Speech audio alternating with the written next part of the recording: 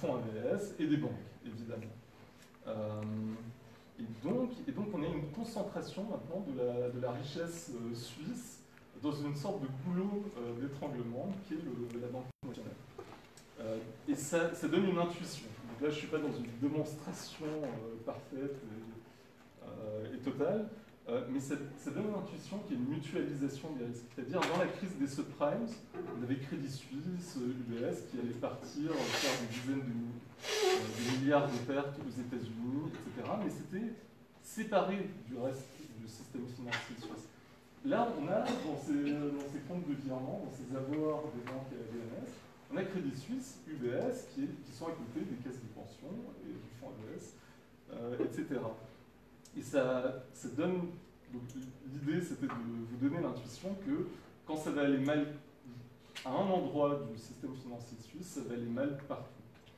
Donc déjà, je suis un peu sur une note un peu pessimiste, je suis désolé, mais qui correspond malheureusement à la réalité. Et ces 500 milliards dont on parle, en réalité, c'est une partie de l'exposition de la Suisse à des risques dont je ne vais pas justement entrer dans les détails maintenant. Et un point, peut-être une remarque au passage, c'est que cet endettement de la Banque nationale, c'est connu du monde politique. Il y a eu une motion en juin 2011, je crois, du Parlement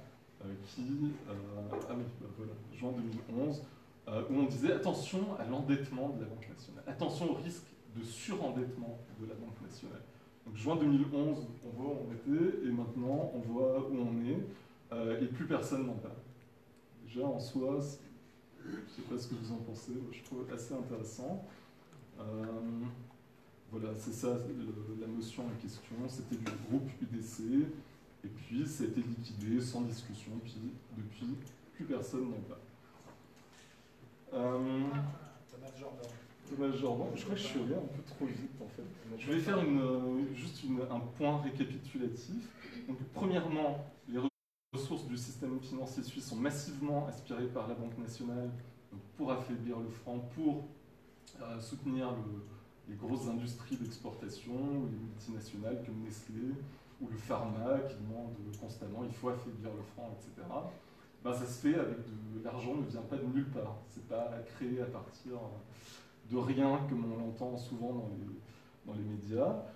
Deuxième point, donc, il y a des raisons de penser que la crise, lorsqu'elle arrivera, malheureusement, va toucher tous les secteurs financiers suisses simultanément, donc banques, assurances, fonds de pension, fonds AVS, etc. Et troisièmement, on a vu qu'il y a des personnalités de premier plan suisses, dans le monde académique, dans le monde politique, dont on peut supposer qu'elles sont plutôt bien informées et qui nous prédisent le pire. Donc malheureusement, ça justifie ma question. Et vous avez... D'accord, pardon. Il faut peut-être rapprocher le micro. Il faut que je rapproche le micro. Ou que je me rapproche du micro. Le pied, d'accord. C'est normal. D'accord. Merci beaucoup. Ah oui, mais c'est bon. C'est juste que je m'entends. Alors, on va faire avec. Alors, y a-t-il, une fois posé ce constat désespérant, y a-t-il malgré tout des raisons d'espérer? Je dirais non, en fait. Pour deux raisons. Pour deux raisons. Ça me fait plaisir que vous le preniez comme ça. Pour deux raisons. La première, c'est que les grandes banques actuellement sont dans des montages financiers assez massifs, disons, et explosifs. Ce dont témoigne, alors là, j'ai l'impression que c'est passé totalement inaperçu, c'était en janvier de cette année, et sur la SRF, donc sur la télévision d'État suisse, et on a le président du UBS qui nous a expliqué, alors je vais lire, nous avons préparé des plans d'urgence pour que les banques puissent être séparées en plusieurs parties, pour que la banque, donc UBS, puisse être séparée en plusieurs parties. Ces plans de liquidation sont aujourd'hui dans nos tiroirs. Donc il nous parle de la faillite possible de sa banque. Il dit on est prêt à faire faillite. Et Donc ça reflète une situation réelle, donc des grandes banques suisses, et pas que d'UBS. Je l'explique un peu dans le livre, on ne va pas rentrer dans les détails, mais on pourrait dire la même chose, me semble-t-il, de PostFinance, de Raiffeisen, de Crédit Suisse, de toute évidence, peut-être même de la BCP. Voilà. Et pourquoi j'ai ça qu'est-ce que je voulais dire?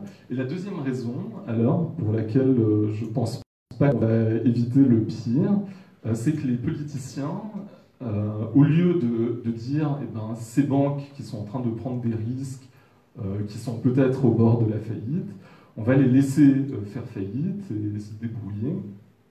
Au contraire, en septembre 2011, il y a eu cette fameuse loi Too Big to Fail qui empêche absolument ça. C'est-à-dire, on a solidarisé tout le système financier helvétique de quelques grandes banques. Je les ai déjà mentionnées, UBS. C'était à la base UBS Crédit Suisse, c'était ensuite élargi à Banque cantonale de Zurich, PostFinance et Raiffeisen. Au lieu de dire eh ben, ils se débrouillent, eh ben, non, on a dit on va rendre tout le monde solidaire de ces banques, quitte à aller prendre leur argent le cas échéant. Et j'ai quelques anecdotes politiques à ce sujet. La première, c'est que cette garantie d'État illimité qui a été votée avec la Too Big to Fail, elle a été votée par la gauche suisse, le PS et les Verts. Donc déjà, personnellement, je trouve assez amusant.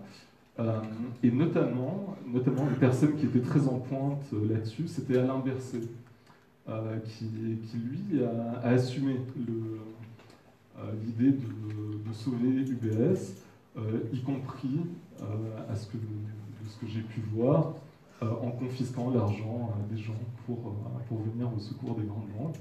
Il n'a pas tardé à devenir conseiller fédéral. Il y a peut-être un lien entre ces divers éléments. Autre anecdote amusante, je trouve, c'est que l'année suivante, en 2012, Crédit Suisse et UBS ont proposé aux Verts et aux socialistes de les financer.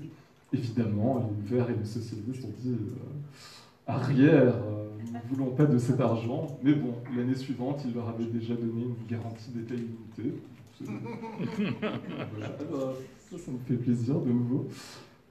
Et j'ai une autre anecdote dont je parle dans le livre, c'est que il faut le prendre avec ironie, mais au moment du vote de cette loi Too Big to Fail, on a des personnalités politiques de premier plan comme Evelyne Widmer-Schlumpf ou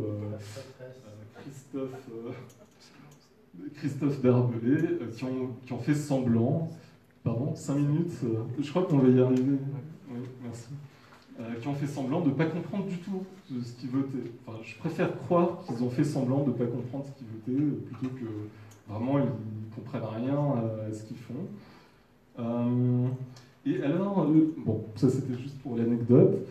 Maintenant, ce qui peut être intéressant de se rendre compte, c'est que ce phénomène des confiscations bancaires pour sauver les grandes banques en difficulté, c'est pas du tout un phénomène suisse spécifiquement.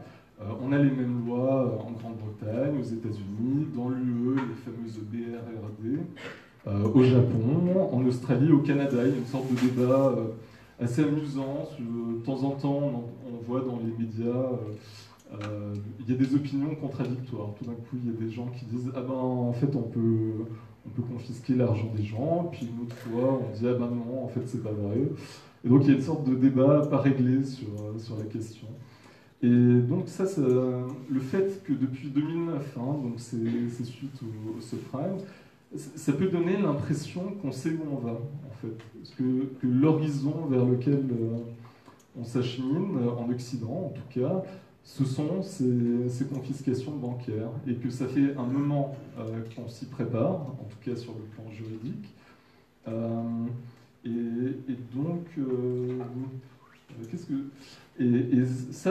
cette prise de conscience, en fait, qu'on sait où on va depuis un certain temps, ça m'a incité à m'intéresser aussi à ce qu'il y aura après la crise. Et c'est le titre, ça fait un peu promotionnel du nouveau bouquin que je suis en train de sortir. Et en fait, il me semble-t-il, énormément d'enjeux dont on n'est pas encore conscient. Mais le système économique d'après-crise, en fait, ça a été théorisé par beaucoup de gens dès 2009. En fait, par exemple, l'ancien directeur de McKinsey, le groupe de conseil, a expliqué, on est entré dans la période de crise avec les subprimes. Et en fait, de ce point de vue-là, on est toujours dans la période de crise. Et quand il y a ces confiscations bancaires et ce qu'on va appeler la crise, en fait, on va transiter vers une période d'après-crise. Et cette période d'après-crise, en fait, crée beaucoup d'opportunités de changement en fait, économique. Et voilà, alors je vais finir en un mot. La thèse du livre, c'est qu'on s'achemine vers un changement monétaire, en fait une transformation de l'économie par un changement de système monétaire. Voilà, ce sera le mot de la fin. Bravo. Merci Vincent. Je vous signale que Vincent a sorti récemment 2 livres. Celui-là va bientôt paraître. Théoriquement, il aurait dû être là aujourd'hui, mais il y a un peu de retard à la sortie du livre. Et l'ancien? Donc l'ancien est là à disposition. Le nouveau, vous pouvez le commander pour Noël. On espère qu'il sera livrable pour Noël. Donc maintenant, ces attaques financières, donc on est tous concernés par les attaques financières, mais ces groupes financiers nous attaquent dans tous les domaines, y compris dans celui de la nourriture. Alors maintenant, je vais donner la parole à Nicolas Valarin qui va nous parler de ces attaques-là et comment s'en défendre. Merci Nicolas.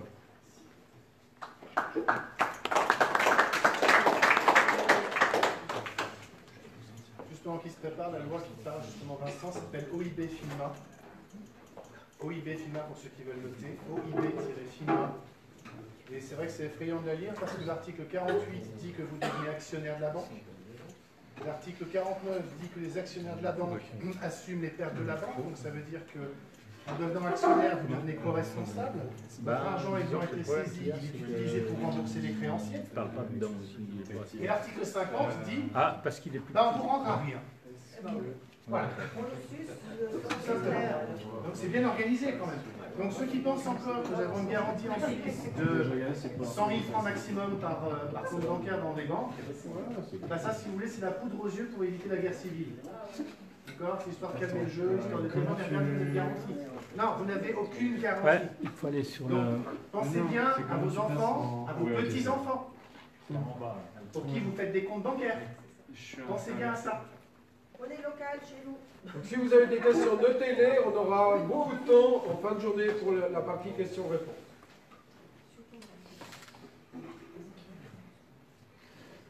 Alors tout d'abord, bonjour. Donc, je me présente, Nicolas, de formation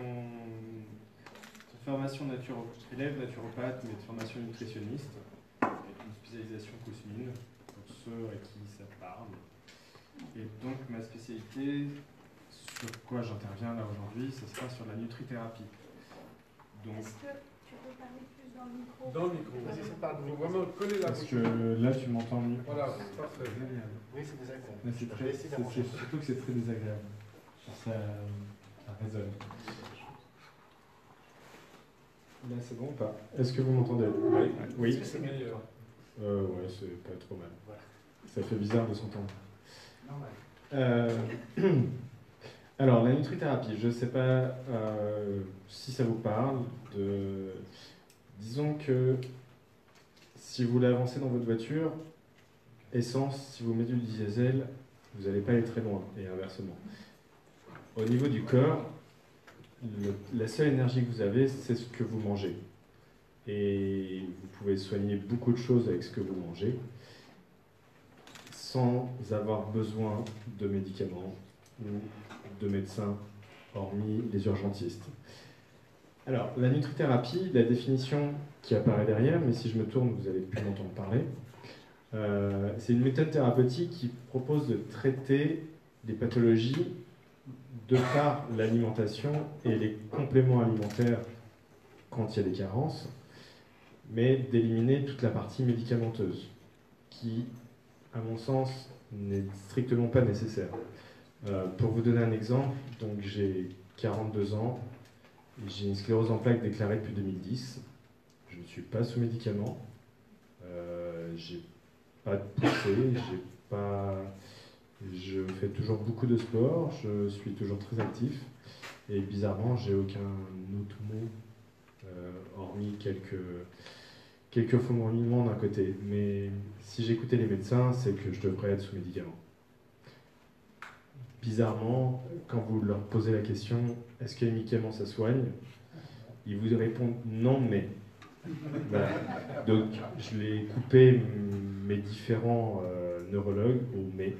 Je dis « je ne veux pas, je vous demande juste un oui ou un non ». Donc voilà. Donc j'ai choisi une autre voie. Donc avant de vous présenter ces choses-là, j'ai d'abord fait mon premier cobaye. Donc je me suis intéressé à la nutrithérapie et à Kousmine. Donc si on reprend sur la base, Hippocrate disait que ta nourriture soit ton médicament et que ton médicament soit ta nourriture. Ce qui est assez sensé au final. Pasteur disait le microbe n'est rien, le terrain est tout. Donc de dire qu'on est malade parce qu'il y a un virus qui traîne, le virus il traînera tout le temps. Mais maintenant c'est est-ce que nous on est suffisamment une immunité suffisamment basse pour développer un virus ou un microbe?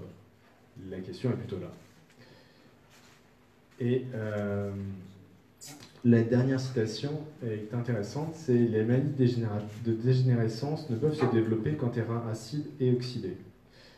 Donc, à savoir que dans notre monde actuel, notre corps est extrêmement acide de par l'environnement, autant alimentaire que l'environnement de pollution, que le stress. Le corps humain doit être à un pH, donc un potentiel hydrogène au niveau bas, il doit être à 7,4. Il a une fourchette très fine entre 7,38 et 7,41. Sorti de ces là, si vous êtes en dessous, vous êtes acide. Si vous êtes au-dessus, vous êtes basique. Au-dessus, vous y intéressez pas. Honnêtement, je pense que personne n'y est. Ça semblerait un petit peu utopiste. Même en faisant au mieux, on arrive difficilement à être basique. Et donc savoir songe que dans un terrain acide, les pathologies vont facilement se développer. Parce que votre corps ne peut pas se permettre d'être acide.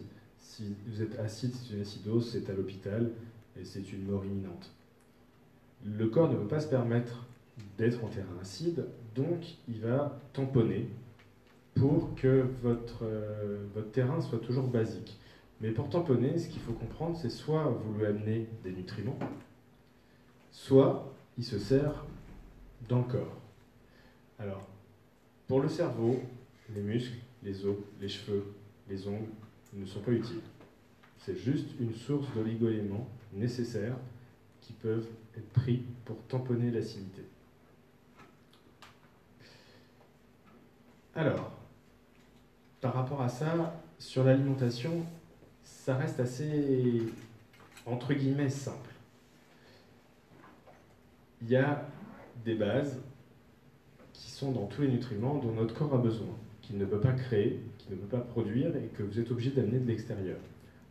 Il y a les trois premières grandes familles qui sont les protéines, les glucides, les lipides que vous devez amener, et ensuite les vitamines et oligo-éléments que votre corps ne peut pas produire. Donc ils lui sont indispensables et qui sont obligés d'être amenés. Dans les trois basiques, entre les lipides, glucides et protéines, il y a des choses qui peuvent être synthétisées avec d'autres choses. Je vous ai mis les définitions. Alors, on va simplifier. Les protéines, c'est les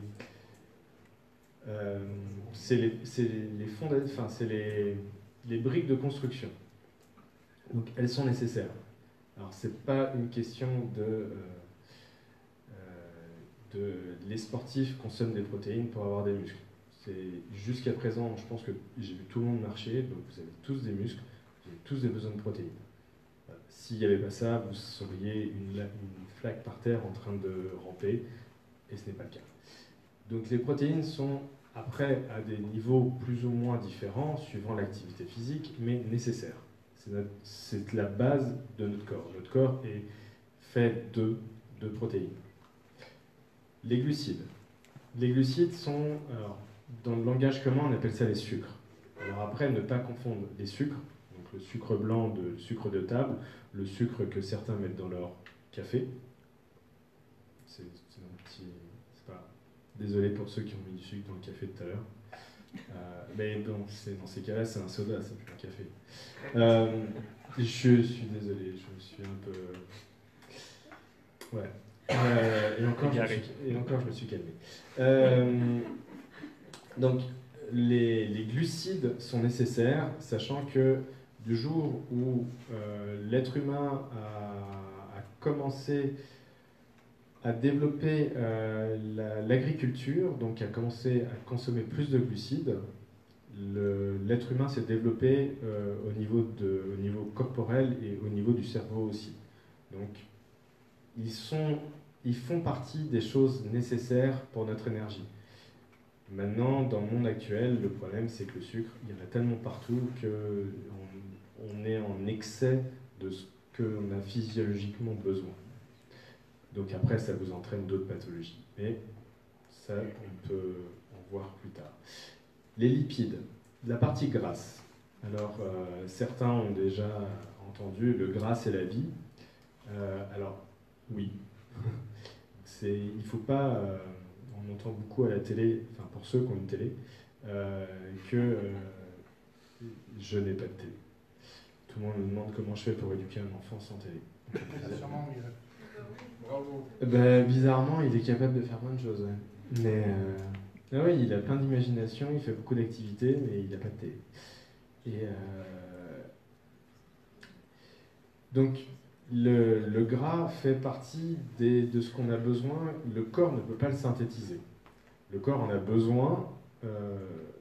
Alors, la gaine autour de vos nerfs, c'est du gras. Votre cerveau, c'est du gras. La moelle épinière, c'est du gras. Donc, votre corps est essentiellement fait à base de parties grasses. Alors, quand on parle de gras, on n'est pas en train de parler de gras trans, donc des frites du McDo qui sont cuites dans l'huile et qui baignent. Ça, non, ça, je vous le déconseillerais. Mais vous avez besoin de gras, mais vous avez besoin de bons gras. Vous avez besoin de léagineux, vous avez besoin d'huile en première pression à froid, vous avez besoin de toutes ces choses-là. Donc, à ne pas diaboliser.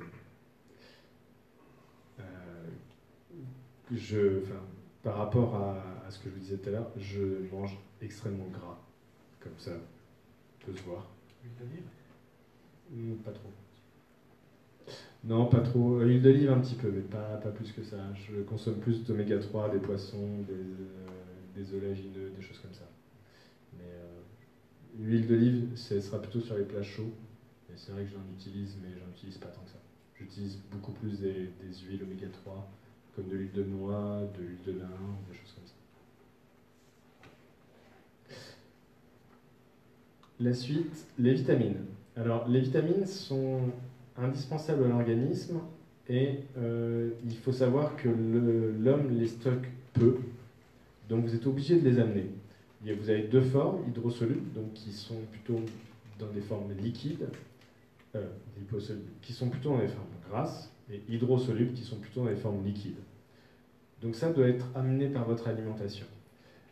Et c'est là qu'on en arrive à un rapprochement avec les autres présentations de ce matin, c'est qu'actuellement, nos nutriments, enfin, notre alimentation ne contient quasiment plus de vitamines. Un exemple, pour avoir autant de vitamines qu'une orange de 1900, il en faudrait 100 actuelles.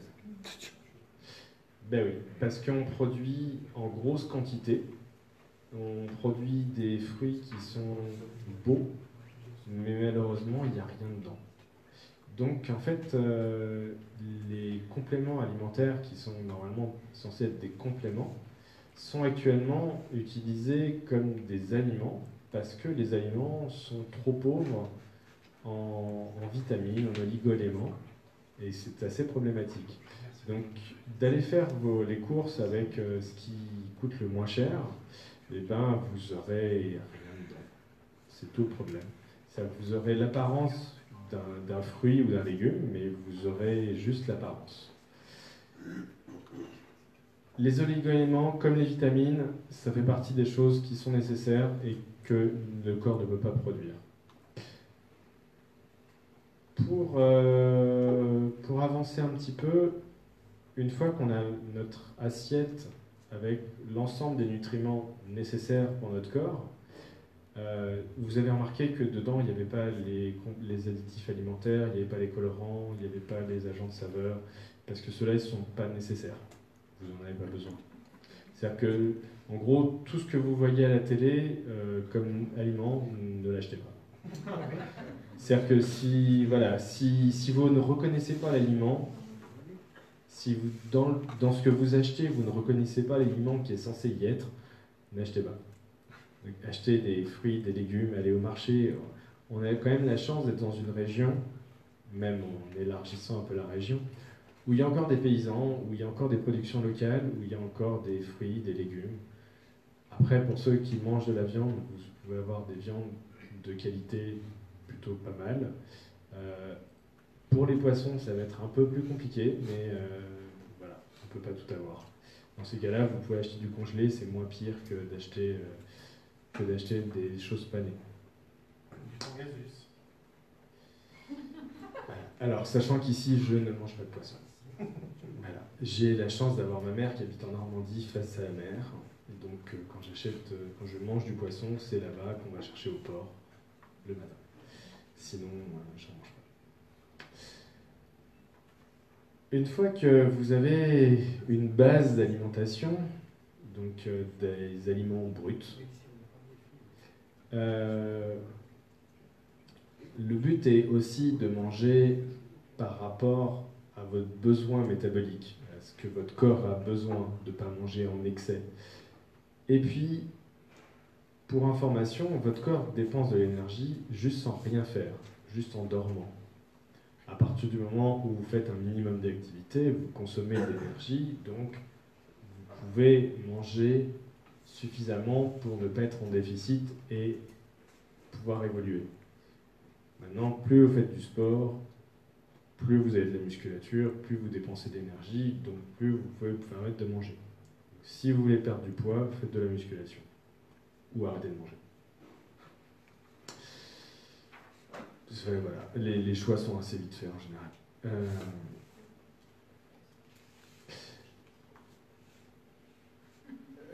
Pour finir, pour avancer, je pense qu'on est sur la fin, je sais, j'ai mis le minuteur.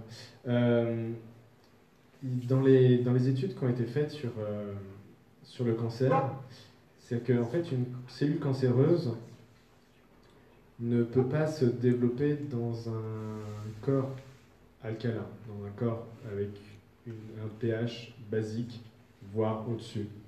Et elle ne peut se développer que dans un pH acide. Donc, au niveau de l'alimentation, vous savez que vous avez beaucoup à faire à ce niveau-là, qu'en privilégiant des fruits, des légumes, un peu de viande, pas trop, et toujours en restant sur des choses limitées en pesticides, en production locale, voire bio. Après, bio, on peut avoir une discussion à ce niveau-là, c'est autre chose, c'est un autre débat. Mais dans tous les cas, vous allez amener à votre corps des nutriments suffisamment importants pour être en bonne santé et empêcher les pathologies. Le but, c'est pas de savoir comment on soigne une maladie, le but, c'est de ne pas en arriver là. Voilà, le but de la nutrithérapie, c'est ça, c'est de ne pas tomber malade.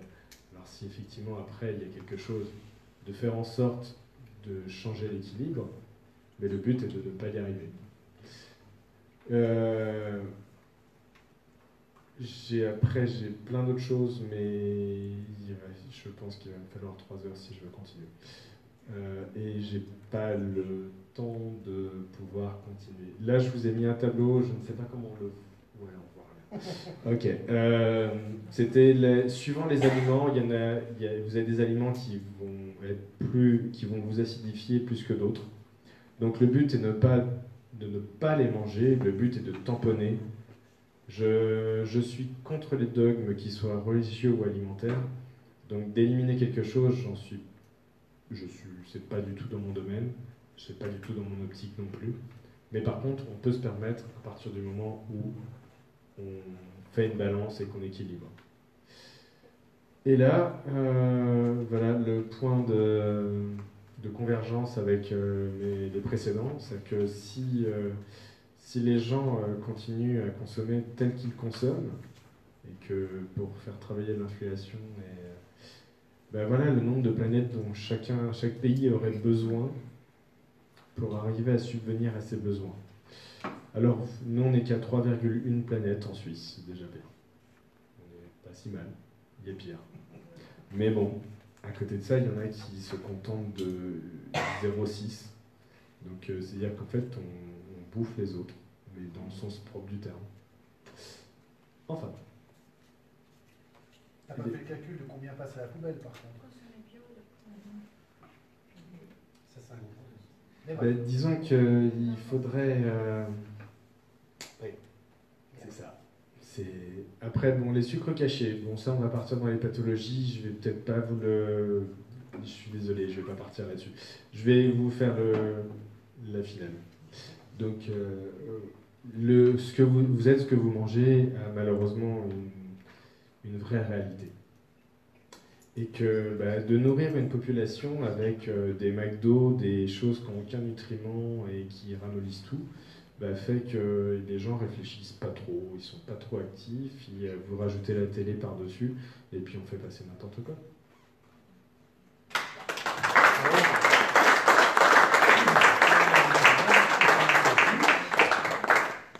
Alors, merci. je rappelle que l'association a mis des semences à disposition qui viennent d'un agriculteur de France qui s'appelle Pascal Poutz, qui les arrose peu, mais il les arrose peu parce qu'il n'a pas beaucoup d'eau, donc il doit se contenter de faire avec ce qu'il a. Mais du coup, ces légumes et ces fruits ont énormément de goût et plus de valeur nutritive. Merci beaucoup. Elles sont là. Parce que, en fait, le fait que ces légumes et ces fruits doivent résister à la chaleur alors que la pelouse à côté brûle, donc on voit vraiment cette différence, ça donne ce résultat au niveau de ces fruits et légumes qui d'ailleurs apprennent à combattre elles-mêmes les maladies aussi. Voilà. Donc, les semences sont là, n'hésitez pas à venir rechercher, inscrivez vos contacts, comme ça on peut se faire un réseau entre nous aussi, et s'apporter de la bonne nutrition. Et je fais le rappel que l'association Vente de Bethléem cherche vraiment à régionaliser, mais régionaliser un maximum dans le monde entier. Et nous ne suivons évidemment pas les agendas de développement durable, les agendas 21 et 2030 des Nations Unies qui n'ont pas de bonnes intentions derrière. Donc nous sommes pour le développement durable, mais personnalisé à la façon Vent de Bethléem, c'est-à-dire que nous protégeons les communes autonomes dans lesquelles nous allons faire ça. Merci beaucoup. Et pour les semences, nous cherchons des terrains. Oui. Alors moi, je suis bien, personnellement. On en parlera dans la discussion. Merci Nico, très intéressant. Donc, je passe souvent au McDo, mais voilà. Je suis confortable, non, monsieur. Je te laisse ma carte. On m'a demandé de présenter l'intervenant suivant, qui va se reconnaître très très vite et qui sait déjà qui il est. J'aimerais juste vous informer d'abord que c'est quelqu'un pour lequel j'ai énormément de respect, qui fait un travail fantastique, avec qui je travaille sur un sujet qu'il va vous présenter maintenant, parce que oui, nous sommes quelque part un petit peu dans un pays totalitaire. Je pense qu'il va être capable de vous le démontrer. Je vous demande d'accueillir mon ami Nicolas Ether, juriste et activiste.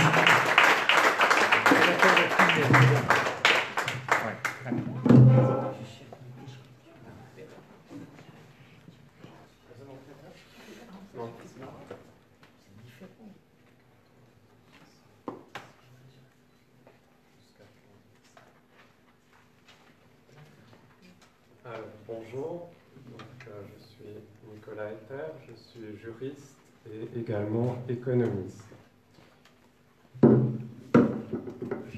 vais vous parler d'un recours en matière de droit public qui a été intenté devant toutes les instances et qui finalement, encore aujourd'hui, est pendant devant le tribunal fédéral, ayant pour objet la votation fédérale du 10 juin de cette année, l'initiative Monnaie pleine.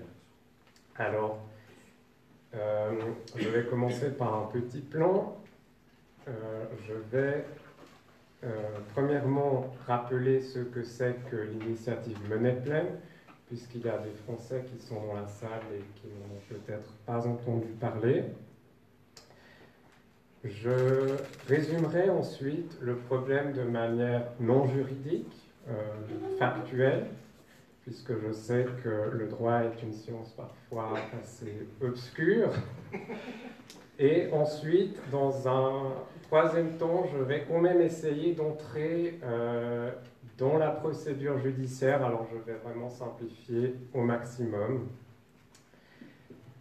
Mais je pense qu'il y a quand même un certain nombre d'éléments qui sont intéressants dans cette procédure.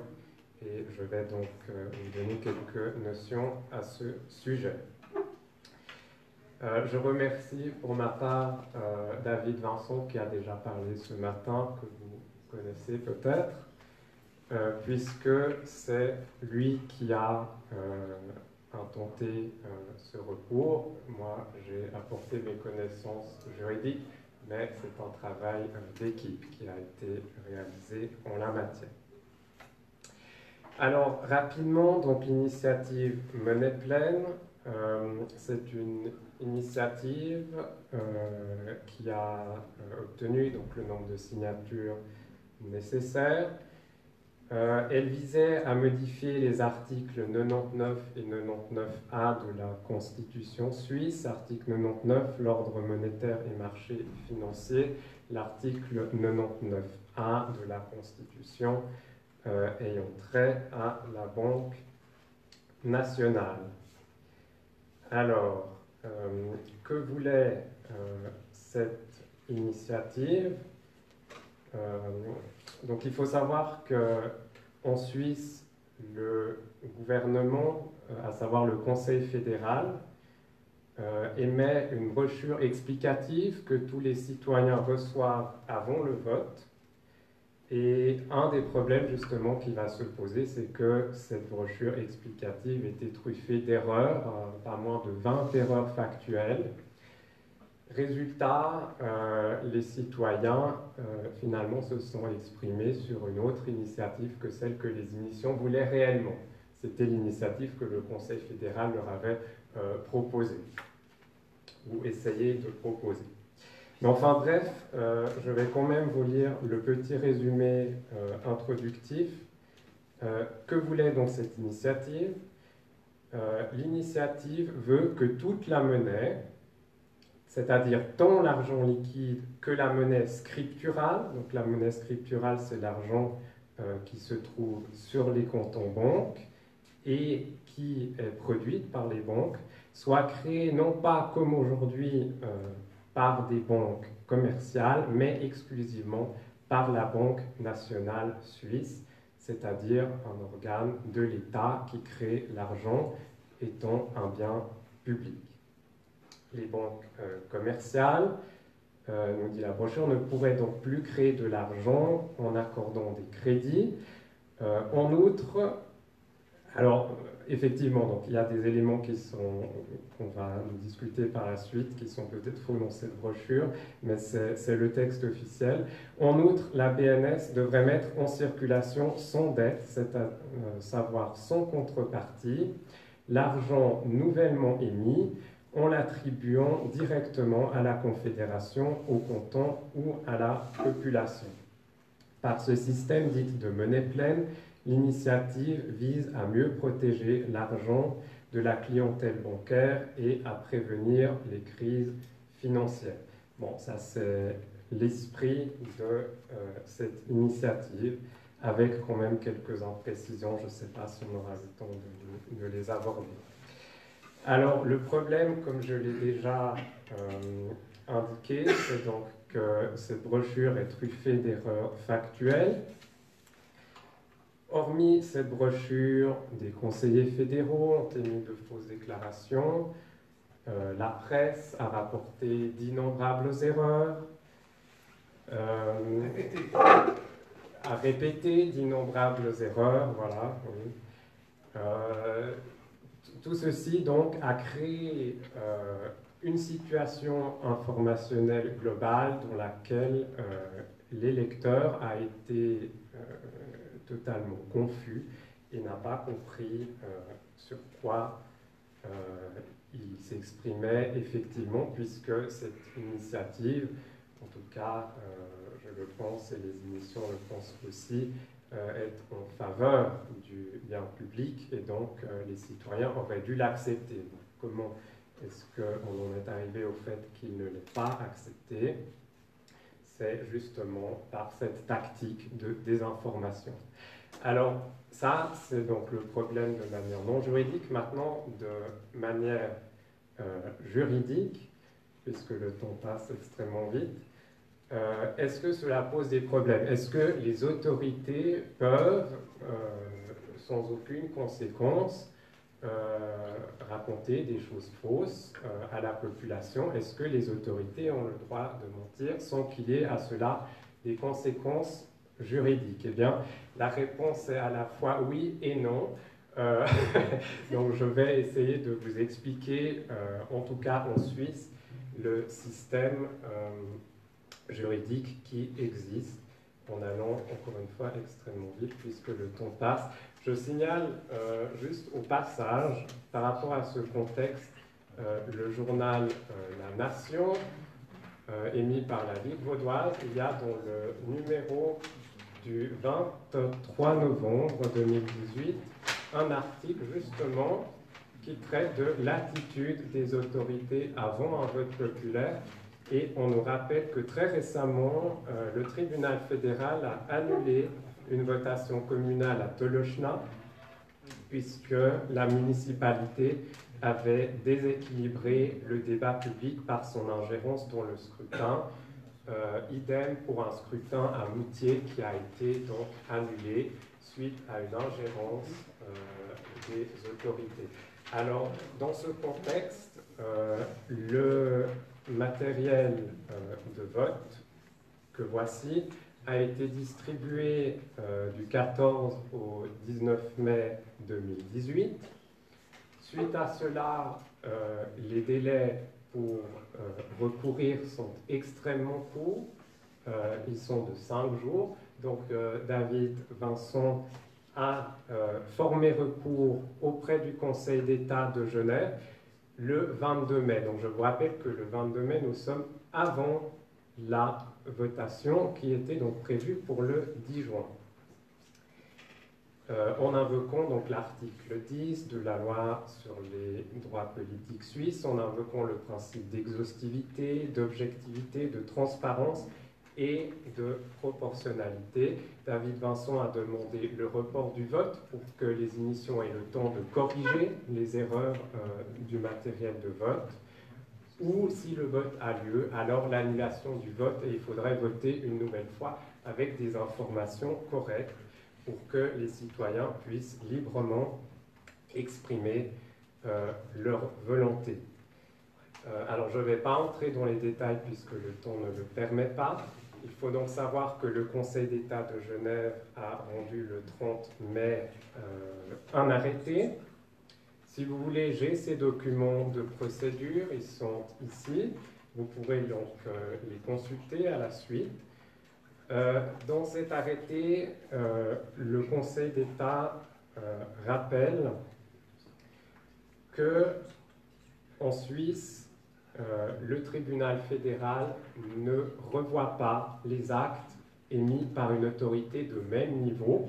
Donc ceci est prévu par la Constitution. Il s'agit de l'article 189, alinéa 4. Donc le tribunal fédéral ne veut pas s'opposer, par exemple, au Conseil fédéral. Cependant, les droits politiques sont garantis par la Constitution et donc on peut s'appuyer sur la liberté de vote pour intenter un recours. en attaquant non pas directement la brochure du Conseil fédéral, mais en attaquant la situation informationnelle générale, c'est-à-dire le bon déroulement du vote. Et c'est donc ce qui a été fait. Alors il faut savoir que, j'ai bientôt terminé parce que je sais que le temps passe, il faut savoir qu'en Suisse, le Conseil d'État est obligé de se saisir du recours. Pourquoi? Parce que le Conseil d'État s'occupe de la votation au niveau cantonal, mais c'est une question fédérale et donc le Conseil d'État est obligé de se déclarer incompétent, ce qui est assez drôle, et donc c'est une incompétence formelle puisqu'il ne peut pas se prononcer sur une question nationale. Alors ne vous inquiétez pas, j'arrive bientôt à la conclusion. Suite donc à cette décision du Conseil d'État, un recours en matière de droit public a été formé devant le tribunal. Ce recours, vous pourrez le consulter puisque nous n'avons pas le temps d'entrer dans les détails, a en tout cas 4 conclusions importantes. La première, que le tribunal fédéral constate donc que l'information était viciée. Deuxièmement, la demande du report de l'initiative. Subsidiairement, donc, l'annulation du vote si le vote avait lieu dans ces conditions viciées.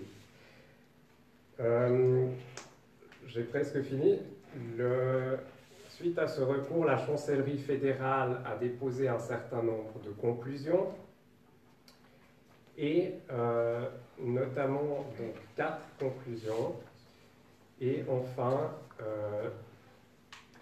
les recourants ont encore répondu à ces 4 conclusions. Alors je finirai sur ça parce que... 24 pages. 24 pages, voilà, pour la réponse. Hein. Parce que j'aimerais quand même démontrer l'incurie de la chancellerie fédérale, c'est assez ahurissant. Donc, la chancellerie fédérale, premier argument, nous dit que le recours ne porterait que sur les explications contenues dans la brochure fédérale, ce qui est parfaitement faux, puisque dans le recours, il y a d'innombrables articles de presse qui sont cités, il y a une allocution de M. Darius Rochebin à la télévision suisse, où même M. Rochebin reconnaît que la télévision suisse a diffusé de fausses informations. Donc, premier argument de la chancellerie qui ne porte pas. Deuxième argument, le Conseil fédéral aurait simplement omis des faits qui se déduiraient du texte de l'initiative et qui seraient compréhensibles à la seule lecture des faits. Alors ça aussi, c'est absolument faux, c'est ahurissant de dire une chose pareille. Il y a des manquements très graves dans cette brochure, des déformations de la vérité. Donc, à nouveau, vous pourrez vous en convaincre par vous-même dans les documents. Troisième argument, les émissions auraient eu l'occasion de rectifier les allégations fausses. Comment rectifier des allégations fausses lorsque les moyens à disposition des autorités sont tels que vous le connaissez et que les émissions de leur côté ont un budget extrêmement limité, évidemment qu'ils n'ont pas eu, et surtout dans un temps très court, l'opportunité de rectifier les allégations fausses. Et enfin, dernier argument, alors là, il faut le lire plusieurs fois, mais même en le lisant plusieurs fois, on ne le comprend pas. La chancellerie fédérale veut nous faire croire que parce que l'initiative a été rejetée massivement, eh bien, les irrégularités ne devraient pas être prises en considération. Voilà. Donc, ce rire est la conclusion. Malheureusement, ce n'est pas ça. Juste une question, c'était l'article 189, alinéa combien? 4 de la Constitution. Merci Nicolas. On peut juger les actes du Conseil fédéral. Donc je remercie M. Nicolas Etter pour son brillant exposé. À titre indicatif, la votation sur les puces RFID a généré plus de 500 recours en Suisse qui ont été traités avec la même désinvolture et la même méchanceté, bêtise et stupidité que M. Etter démontre. Et nous avons dans la salle Coco notamment, qui est victime d'un déni de justice abracadabrant, on va en parler dans la partie discussion, parce qu'on invoque une loi qui limite le taux d'usure en Suisse. Donc il y a usure excessive en Suisse, légalement, juridiquement, en dessous de 15% pour le concordat intercantonal et au-dessus de 18% pour la loi fédérale. Et le procureur du canton de Neuchâtel, le procureur du canton de Genève, le procureur du canton de Vaud et le procureur fédéral sortent des textes dans lesquels ils refusent de traiter des violations de la loi qui limite le taux d'usure en Suisse, parce que le taux d'usure réel sur l'argent vraiment prêté dans le cadre, par exemple, d'une maison familiale est supérieur à 300%. Donc, si on prouve juridiquement que ce taux est supérieur à 300%, les banquiers risquent 10 ans de prison et 100 000 francs d'amende par cas. Et la justice fédérale, les justices cantonales ne veulent pas traiter de ce sujet. Elles traitent des lois qui nous concernent tous, parce que nos logements, on paye tous trop cher dans nos logements, parce que le système même nous attaque dans nos logements, dans notre alimentation, dans notre vie financière. Et maintenant, j'ai la joie de passer la parole donc à M. Vincent, est-ce qu'il est dans la salle? Souchot, il est là. Vincent Souchot, c'est ça, qui va nous parler d'une autre genre d'attaque. On est vraiment soumis à pression dans tous les domaines, qui est d'une part l'attaque même au niveau géo-ingénierie, donc on est même attaqué dans notre air que l'on respire tous les jours. Il va vous faire un exposé là-dessus, s'il est prêt. Monsieur Souchot, vous venez ici? Oui, oui. Dernier c'est petit haut-parleur. Alors, je le remercie du fond du cœur parce qu'il remplace au pied levé M. Loïc Barbara qui ne peut pas venir, il a eu un grave empêchement.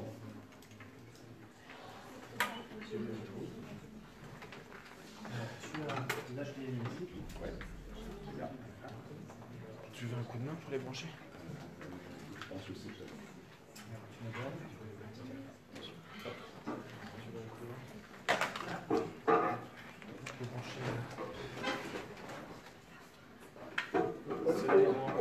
Au titre de l'humour dans le domaine juridique en Suisse, donc on n'est plus dans un état de droit. Les juristes de la couronne, soit fédérale, soit cantonale, ne respectent pas la Constitution fédérale, ne respectent pas les lois que nos ancêtres ou nous-mêmes avons votées, et dans certaines de leurs argumentations, ils nous traitent d'extravagants. Et les extravagants, ce n'est pas nous, les extravagants, c'est eux qui ne respectent même pas le texte de la Constitution fédérale et qui le violent jour après jour. Et c'est vraiment le moment d'en prendre conscience. Et je remercie Nicolas Etter encore une fois et d'autres amis juristes en Suisse, et Coco pour son combat dans le domaine notamment des taux hypothécaires. On va parler pendant la partie discussion bien à l'heure. Merci. Il n'y a pas de HDMI sur le beamer? Si, si. C'est bon, déjà branché l'HDMI. C'est bon. Sur le beamer, je t'ai branché tous les câbles que tu m'as donnés. Il n'y a pas de relation entre le téléphone et il n'y a pas de relation entre l'ordi et le beamer. Il faut mettre la HDMI. Oui, mais on aurait pu tirer. On aurait pu tirer simplement celui-ci. Plus loin, mais c'est pas grave. Si jamais j'ai un câble HDMI. Non, il y a tout ce qu'il faut. Ah ouais, c'est bon, il y en a un. Il va où?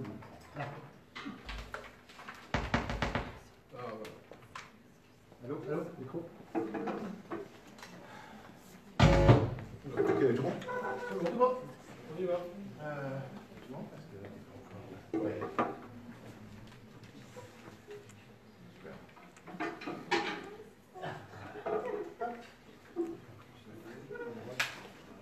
On n'a pas encore l'image.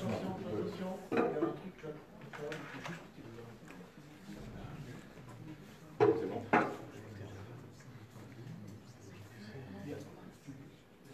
Et tant dupliqué. Pardon. C'est bon, c'est bon. C'est bon, c'est bon, c'est bon. Comme ça, je te important, je te mets. Je m'en dupliqué comme ça. Ici, ouais, ça c'est bien. Ok.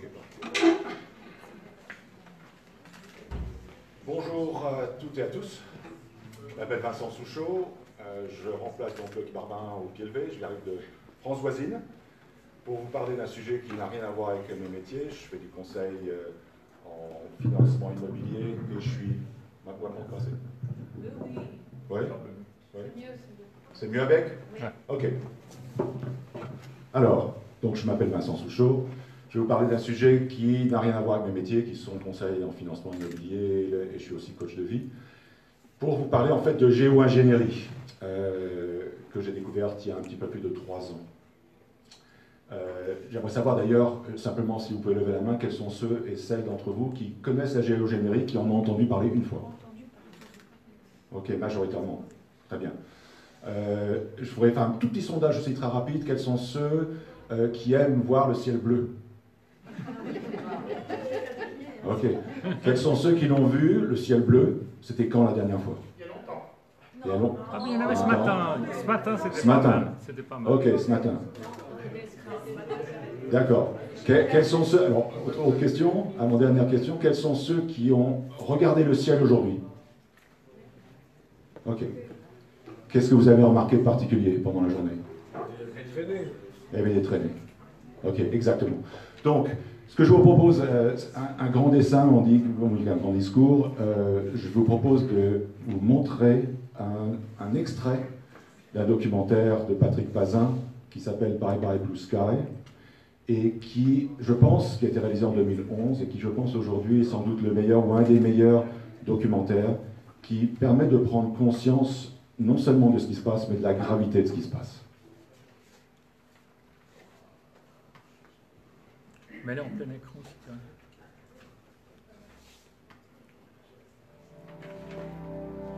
Est-ce que l'ordinateur...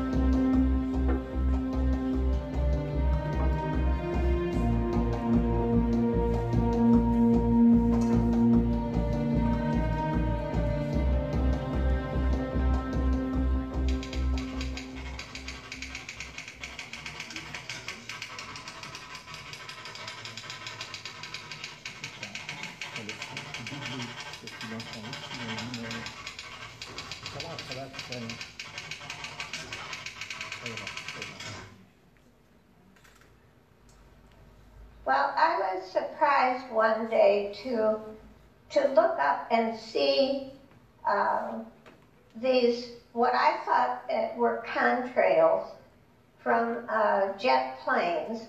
We do know that they do have an exhaust, and you can see the exhaust. It might last about 15 or 18 seconds, but this was something new. First of all, it lasted for an hour or more. And then it also was quite broad. And if you looked at it carefully, you can see it dripping. It's like a liquid dripping off of it. But actually, I didn't really know what it was until someone mentioned to me that these were not contrails, they were chemtrails. Chemtrail was a name given to them because they thought it had chemicals in it.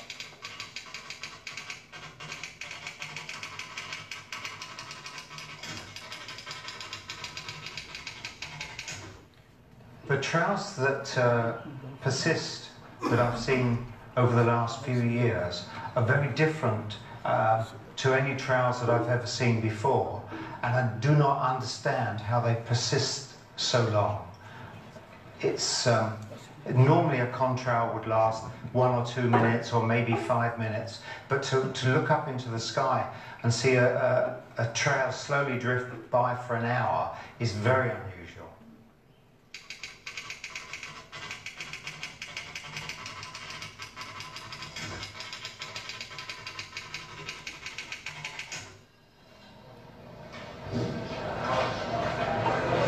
which really aroused my suspicion most was when I was sat working at my computer quite late in the evening, as I often do, and I saw a grid in the sky, a grid of trails, almost perfectly square.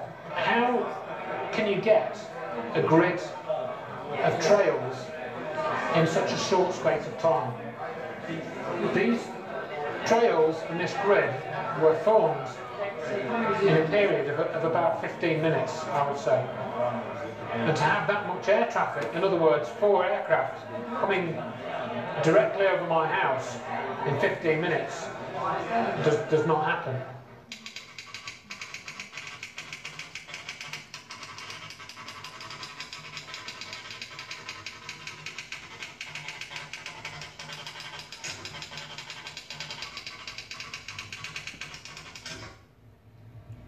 I am concerned about the chemtrails. The main difference is that these kind of trails, they remain in the sky for a very long period of time, hours, or in some cases even for a whole day.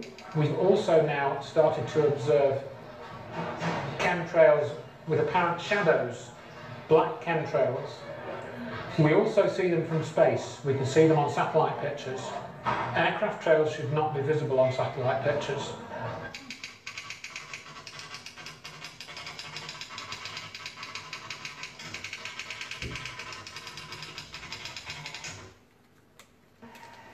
La fréquence, elle est complètement aléatoire. En fait, c'est vraiment très souvent, presque tous les jours. Mais il y a des jours sans, Dieu merci.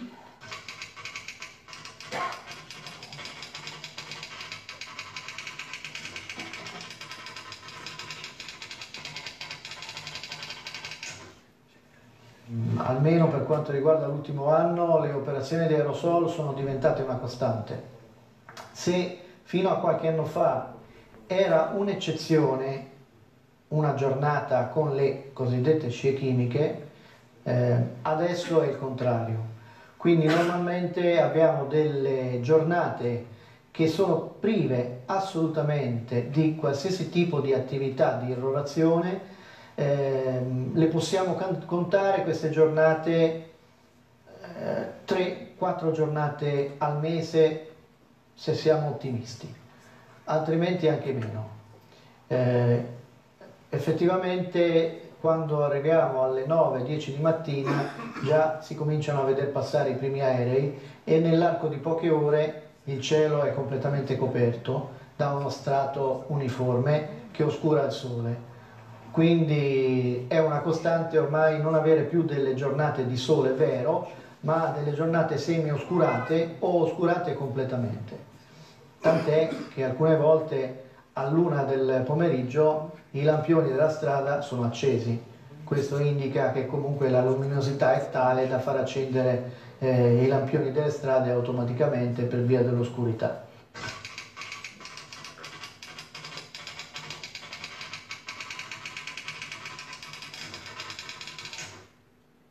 If you look at the phenomenon in general, you cannot explain it by just burning fuels by aircraft and temperature and humidity of the air. Those contrails cannot last long. So any persistent contrail must have other explanations. As a scientist, I have no doubt at all that there is a comparison between chemtrails and contrails. They are two entirely different phenomena.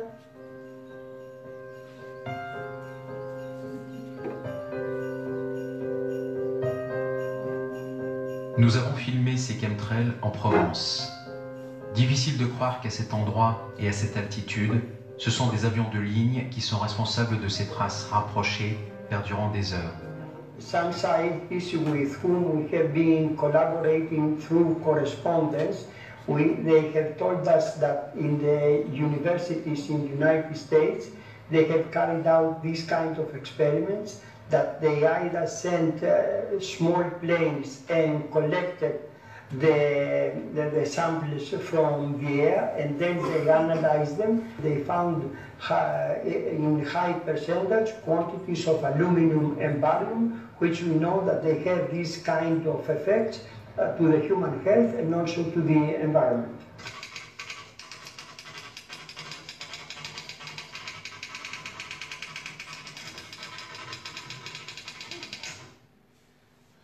Het gaat over chemische producten, ethyleen, dibromide, mycoplasma, schimmels enzovoort, en over virologische producten. Sono state fatte delle analisi, certo, sia in Italia sia all'estero sono disponibili anche attraverso la visualizzazione del nostro sito, del nostro blog e siti collegati, analisi chimiche che sono state fatte sia per il terreno, sia sulle piante, sia nell'aria, analisi che evidenziano la presenza dei metalli di cui ho parlato prima. Pour en avoir le cœur net, nous prélevons des échantillons de sol dans 3 parcs et jardins parisiens pour les faire analyser par un laboratoire spécialisé. Les résultats arrivent quelques jours plus tard. Il y a bien du barium et de l'aluminium dans les bacs à sable de Paris. Dus dit alles komt in de atmosfeer, daalt neer op de aarde en beïnvloedt ons allemaal. Je ziet overal de ziektes toenemen. We zijn nog nooit zo ongezond geweest als nu. Doodziek zijn we. Quite a number of people, after they have observed the chemtrails, they claim that they suffer from headaches, dizziness for days. Some of them, they had also problems with the skin, like other allergies, and some of them, they were feeling weak and tired for more than a week.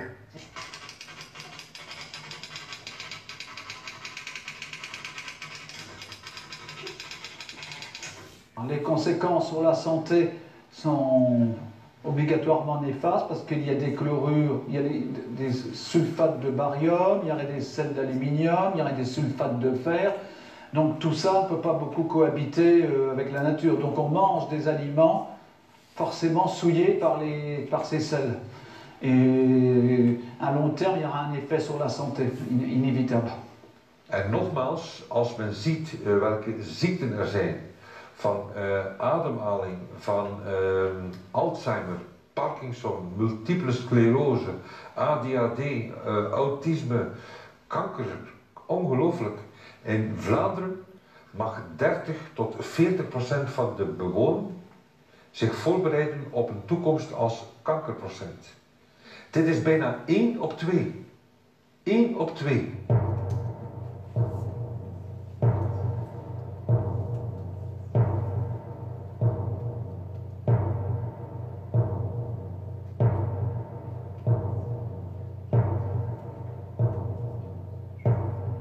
Op basis van het feitenmateriaal wordt het met de dag duidelijker dat het militaire establishment de werkelijke verantwoordelijken zijn voor deze chemtrails. Zij hebben de vliegtuigen, zij hebben de middelen, zij hebben de organisatie en zij hebben ook de plannen daartoe. Dus dit is heel duidelijk aan het worden. Si les militaires répandent, entre autres, du barium, ils doivent forcément l'acheter quelque part. Nous avons l'idée de visiter le site internet des marchés publics de la Défense nationale en France. Après quelques recherches, la chance nous sourit. Nous trouvons un appel d'offres de la Direction générale de l'armement pour 10 tonnes de sulfate de barium. À quoi peut bien leur servir une telle quantité? À la déverser dans l'atmosphère? Nous retournerons sur le site quelques semaines plus tard. L'annonce a disparu depuis notre visite. Bizarre. Les militaires ont-ils quelque chose à cacher? Et les chemtrails sont-ils un canular, comme le prétend l'US Air Force dans une brochure officielle?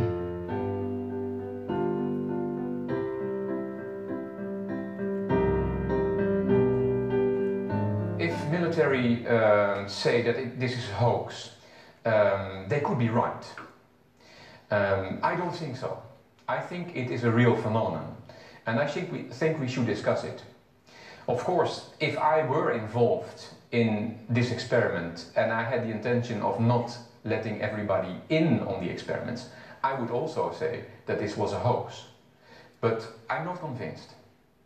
Ik heb een vriend die gedurende jaren met F-16 gevlogen heeft, dus een militair toestel, die nu in de burgerluchtvaart zit, die dus duizenden uren in de lucht gevlogen heeft.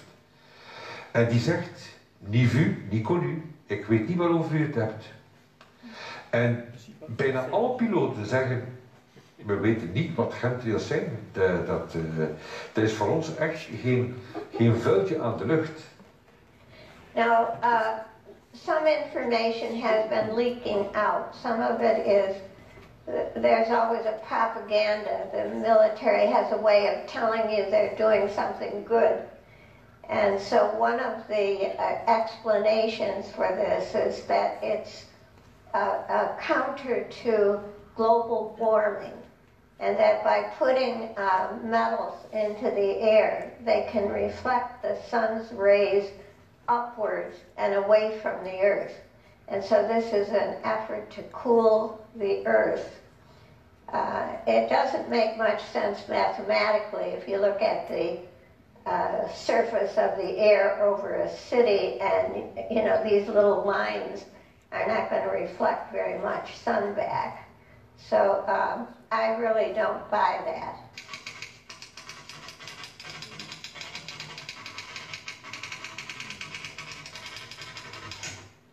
Donc toute la chaîne de vie sur Terre, les animaux, les humains, les plantes, les arbres, les insectes, tout le monde est touché, sans distinction.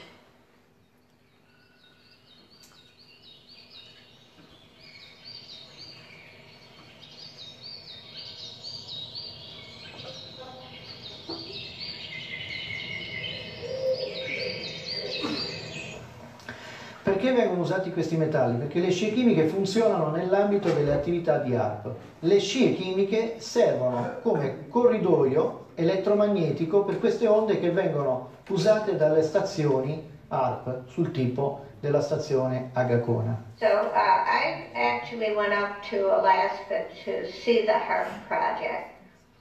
It's an array of transmission towers. They're about 80 feet tall, and they're spaced in a rectangle like a grid. It's a huge array of monstrous towers, projection towers. They are synchronized so that they can concentrate a beam of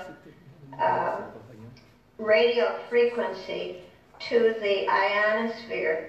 They also pass these rays right through people. It's a low frequency range, which is very often in the range of the human nervous system, which is very worrying. Infatti si è recentemente verificato che le frequenze che passano dai 3 ai 12 Hz possono influire sullo stato d'umore. Intanto possono interferire sulla fase REM, quindi sul sonno e sul sogno. Possono inibire il sogno o far sì che il sogno sia differente. Possono far sì che una persona possa diventare depressa, apatica, allegra, violenta. Dipende dalla frequenza che viene sparata e riflessa con le scie chimiche verso il terreno e quindi verso i cittadini. Cosa fondamentale che avranno notato in molti è che le irrorazioni si fanno molto pesanti, vengono attivate proprio sopra i centri abitati. Quindi io penso che l'obiettivo principale non sia tanto la modificazione climatica, che è una conseguenza delle attività di irrorazione, ma il controllo della popolazione attraverso sistemi diversi. C'est ce que nous confirme un militaire hors caméra. One of the other key factors is broken trails. If you watch the chemtrails, you will quite often see that they break, that they're broken. You'll see some trail, then a black space, then some trail.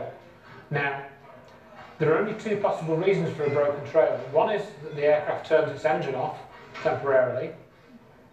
The other is that the air temperature and the air humidity varies over a small period of, over a small space, which doesn't happen because the wind currents would mix the air to be a uniform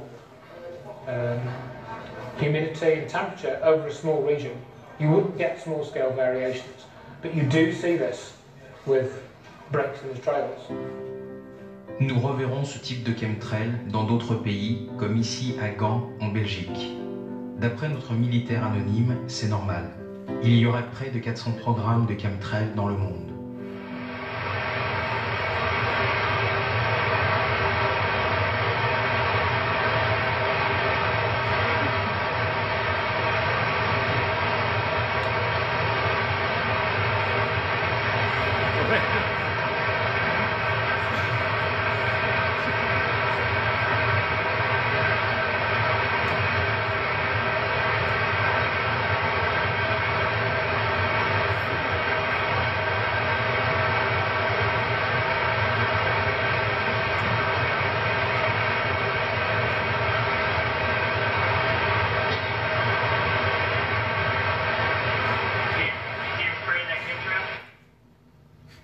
I'm not sure how widely dispersed in the globe are these chemtrails. I can say where I've seen them, and I've seen them over England, I've seen them over Geneva in Switzerland, I've seen them over Paris, and I've seen them all over in North America, Canada, and the United States.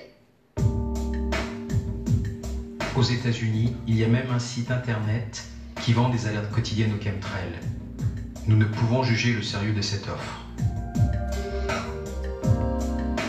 Or, en fait, on s'aperçoit que c'est pas local, c'est partout. Le vent se chargeant aussi de faire dériver les traînées, mais on en voit, c'est hallucinant, on en voit partout, de ces avions qui épandent en même temps. À Paris, un jour de juin, nous laissons tourner la caméra pendant 1 heure, soit la durée d'une bande. En accéléré, le résultat est édifiant. Le ciel est couvert de ces traces qui ne disparaissent pas et dérivent effectivement avec le vent. Allora, il progetto Chemtrails parte con l'idea di diffondere queste attività di aerosol in tutto il mondo. Ainsi, nous enverrons à plusieurs reprises à Casablanca, au Maroc.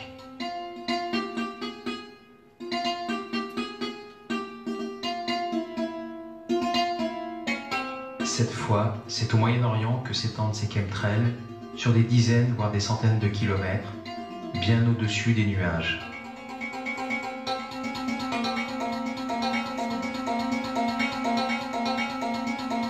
Ik heb ondertussen geleerd dat er 2 soorten chemtrails zijn. Enerzijds de chemtrails die door militaire tankervliegtuigen worden gesproeid op een hoogte van ongeveer 5 kilometer. En die stoffen komen relatief vlug naar beneden. Anderzijds heb je de chemtrails die geproduceerd worden door burgerluchtvliegtuigen, waar dus die stoffen in de brandstof zitten. En die stoffen blijven op de hoogte van ongeveer 10 kilometer gedurende 1 à 4 jaar hangen. Depuis combien de temps dérivent ces traces au-dessus de l'Inde, pied de l'Himalaya?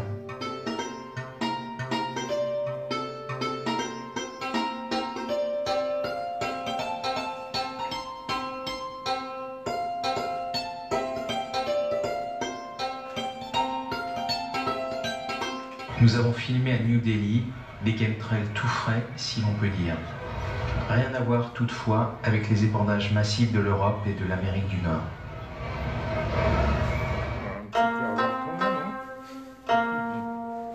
C'est pareil en Chine, où nous n'en avons pas vu, sauf à Canton. Cette trace restera une journée entière au même endroit. Qui l'a provoquée?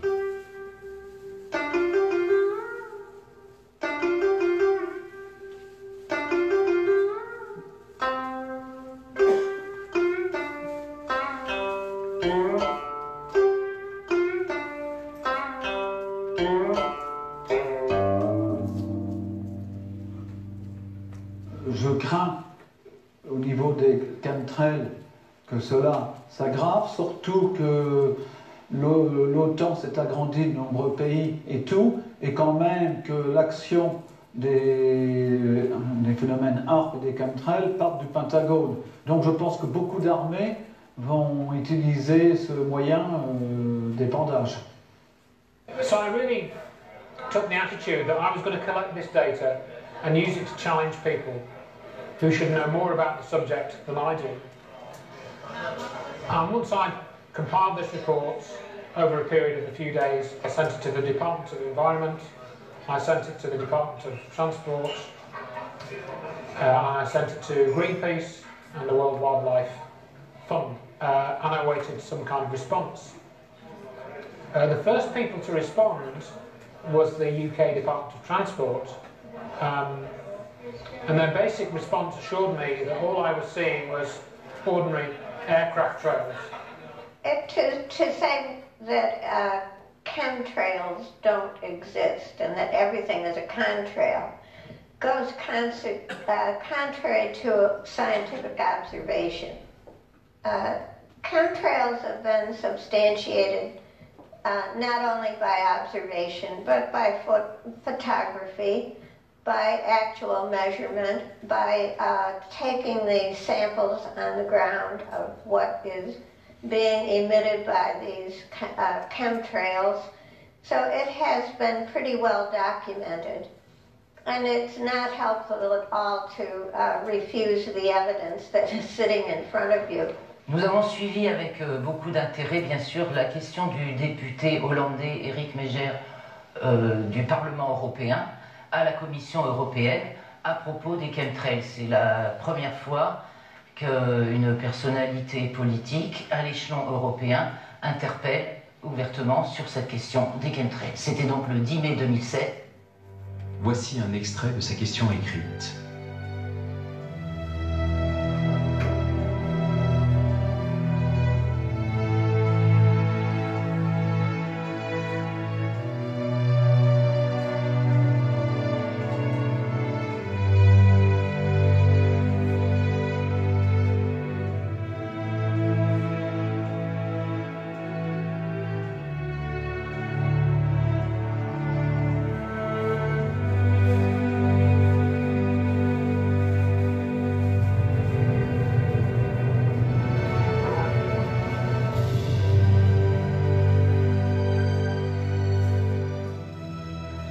Donc il lui a été répondu en juin 2007 par M. Stavros Dimas, qui est commissaire européen à l'environnement.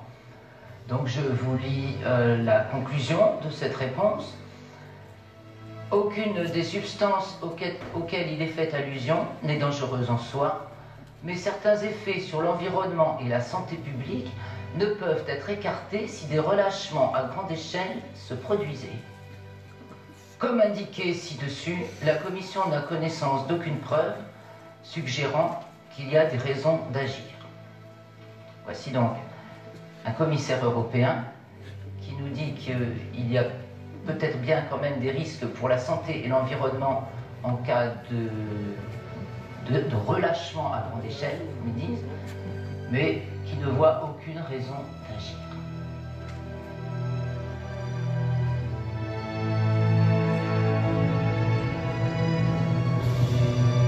Pourtant, à Bruxelles aussi, il suffit de regarder le ciel.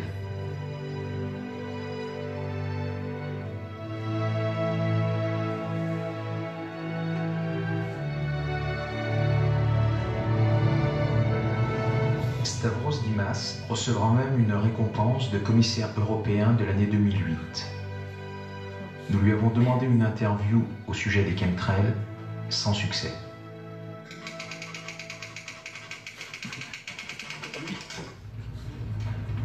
Est-ce que vous connaissez les chemtrails?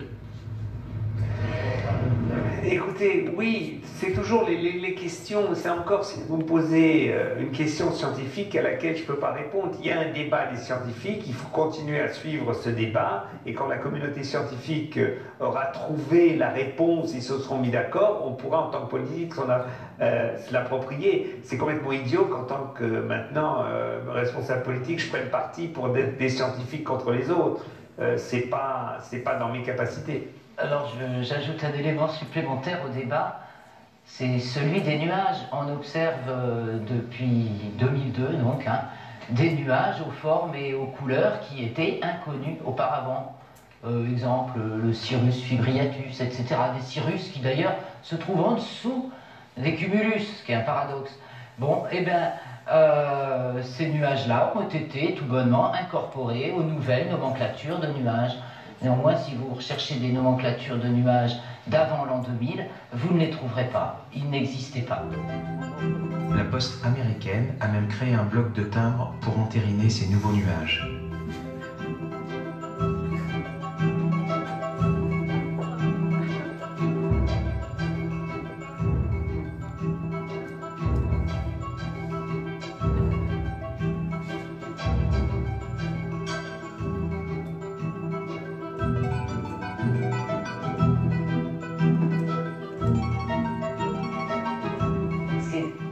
Là-dedans, c'est que ça devient normal. Les enfants qui ont moins de 10 ans, ils n'ont jamais vu autre chose qu'un ciel chargé de traînées chimiques. Donc ça leur paraît, le ciel leur paraît normal.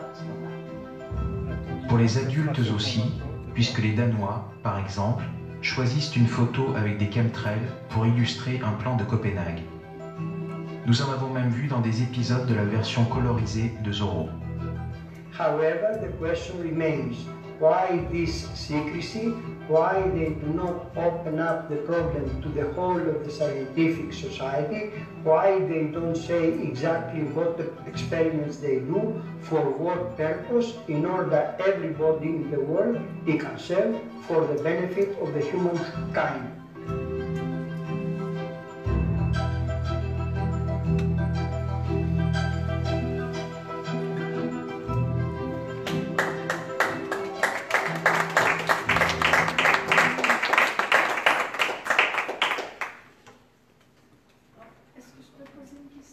Oui, bien sûr, si c'est permis. Parce qu'on est un peu près sur... Moi, je suis assez étonnée des réflexions de ces gens. Est-ce qu'ils sont vraiment inconscients ou bien est-ce que ce sont des gens qui se croient immunisés ou quoi? Parce que finalement, eux aussi respirent cet air. C'est clair, et c'est une très très bonne question qui revient souvent. Je ne connais pas personnellement des personnes comme ce commissaire de l'environnement auquel il fait référence. Ce qui est sûr, c'est qu'ils sont au courant. C'est évident parce que le nombre de documents officiels, je dis bien officiels, depuis plus de 20 ans, est énorme au niveau de l'Union européenne aussi. Donc il y a connaissance, il y a clairement silence de la part de ces gens-là. Après, en ce qui concerne leur santé, je n'ai pas la réponse. Ce qui est sûr, c'est de respirer de l'oxyde d'aluminium, du barium, du strontium, c'est très mauvais pour la santé. Est-ce qu'ils prennent des produits qui les protègent? Peut-être. Aujourd'hui, je n'ai pas la réponse et personne ne semble vraiment l'avoir. Si vous avez d'autres questions, je vous invite à les poser ce soir. Et je serai un plaisir vraiment d'y répondre dans la mesure du possible. Merci beaucoup Vincent pour ce film qui ouvre des... On posera les questions plus tard. Ce n'est pas une question, juste une expérience. Nous avons des panneaux solaires photovoltaïques à notre maison. Je note à la début chaque jour l'apport solaire. De solaire, et à combien de kilowatts. Et disons, en 9 ans passés, nous avons pour 10 jours pas d'avion ici, parce que c'est le volcan d'Islande. Oui. Peut-être vous... On se souvient bien, oui. Oui. Et pendant une semaine, nous avons plus de 10% plus d'énergie. Rien avant et rien après, nous avons reçu ou cultivé cet énormément d'énergie. Plus de 10%. Merci Uwe pour ce témoignage. On va bientôt avoir la pause, mais on a juste le temps de passer la parole à Monique Gollet, Donc on est tous attaqués dans tous les domaines et c'est intéressant de s'unir pour résister mieux à toutes ces forces obscures. Monique Gollet connaît très bien le problème des curatelles, du monde juridique, et elle fait partie de tout ce combat. Merci Monique d'être là pour nous parler surtout des problèmes des curatelles. Monique est écrivain, donc si jamais vous avez besoin d'une écrivaine, je ne sais pas si on dit écrivaine ou écrivain, mais en tout cas merci Monique. Est-ce que c'est OK d'être filmé? Pardon? C'est OK de vous filmer? Est-ce que c'est OK de vous filmer? Oui. Mesdames, Messieurs, bonsoir, ou on devrait dire peut-être bonjour, mais il y a tellement de chemtrails. Alors, je m'adresse, si j'ai bien compris, à un public d'activistes et de pétitionnaires. Je suis aussi, donc ma dernière pétition, c'était de dire que le terme justice est un faux intellectuel et de changer ça pour bureaupathologie, qui est un système où les bureaucrates se surprotègent les uns les autres au détriment du contribuable.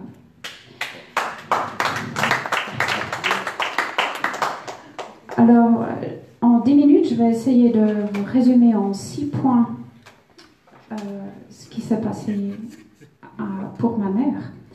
C'est que j'ai eu affaire à un médecin de famille de ma mère qui a outrepassé ses compétences médicales en me donnant un conseil juridique. Alors que si vous vous engagez dans une bataille juridique, c'est vraiment un motif pour perdre une qualité de vie médicale, de perdre votre bonne santé. Alors il m'avait conseillé de prendre une curatelle après que je m'étais plaint auprès de lui d'argent détourné à hauteur de 190 000 francs par un membre de ma famille. Ça fait 4 ans que j'ai dénoncé par moyen de listing bancaire cet argent détourné.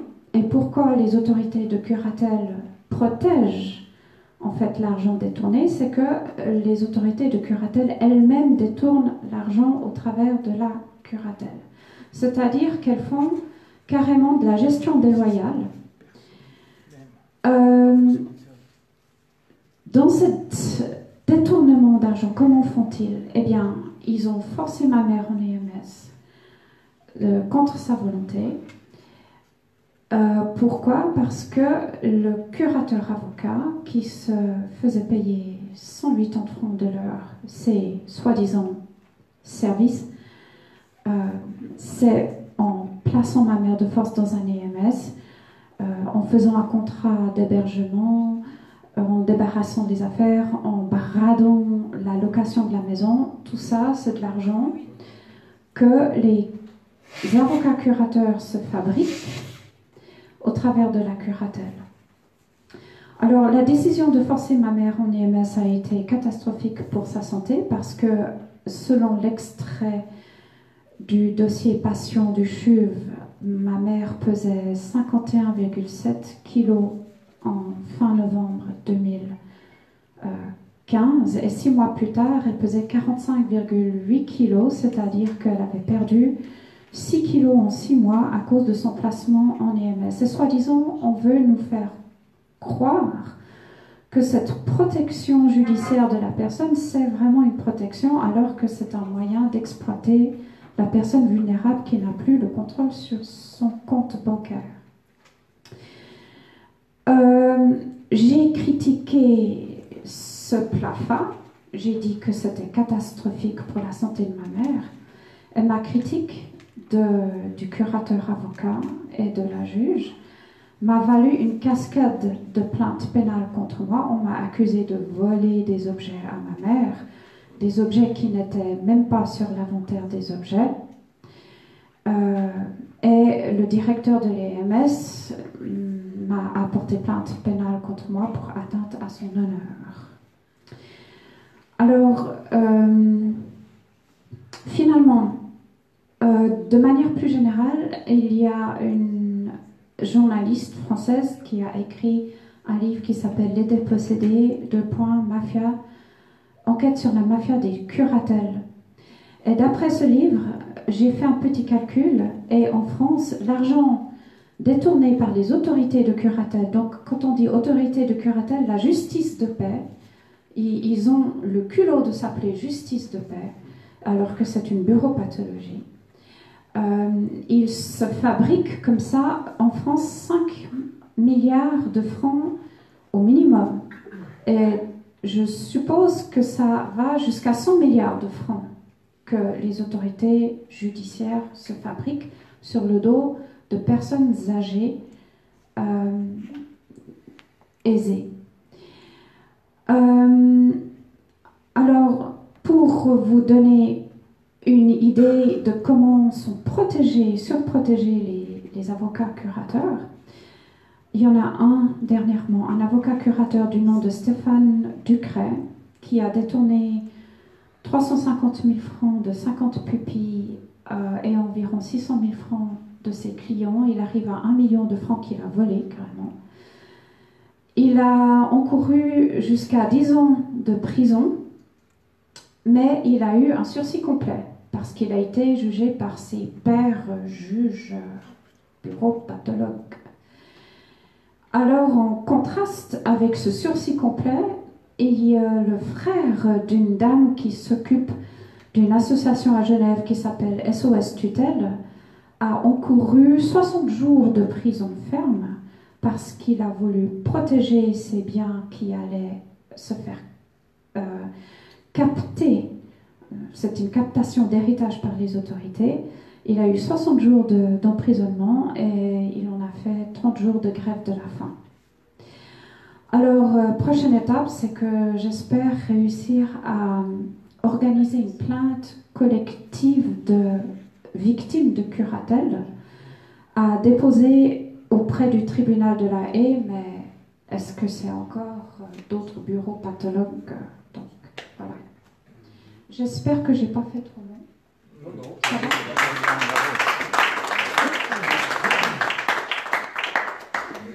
Bravo, grâce à Monique, on rattrape un peu notre retard.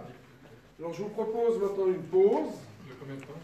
De 10 minutes s'il vous plaît, parce qu'on a pas mal de retard sur le programme, donc 10 minutes au grand maximum. S'il vous plaît, à 4h10, on se retrouve ici. Ce qui permet de discuter et de poser des questions. Non, 10 minutes. 16h10. Non, après on arrivera pas. 16h10, parce qu'on est vraiment... on a